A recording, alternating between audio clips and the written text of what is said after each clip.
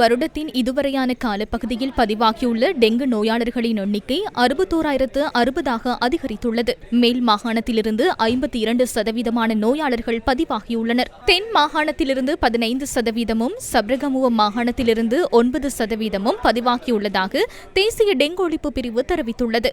இதேவேளை டெங்கு நோயை விரைவாக கட்டுப்படுத்துவதற்காக நிறுவப்பட்ட டெங்கு கண்காணிப்பு நிலையம் காலை 8 மணி முதல் மாலை 4 மணி வரை செயற்பட்டு வருவதாக சுகாதார அமைச்சின் செயலாளர் டாக்டர் அனில் ஜெயசிங்க தெரிவித்தார். இந்த கண்காணிப்பு நிலையத்தில் வைத்தியர், ஒரு பொது சுகாதார பரிசோதகர், முப்படைகளின் அதிகாரிகள், போலீசார் ஆகியோர் செயற்படுகின்றனர். நுளம்புகள் பெருகும் வண்ணம் தமது வீடுகளை வைத்திருப்பவர்கள் குறித்த தகவல்களை தெரிவிப்பதற்காக கண்காணிப்பு நிலையத்தினூடாக விசேட தொலைபேசி எண் அறிமுகப்படுத்தப்பட்டுள்ளது. 0117966366 என்ற தொலைபேசி இலக்கத்தினூடாக தகவல்களை அறிவிக்க முடியும்.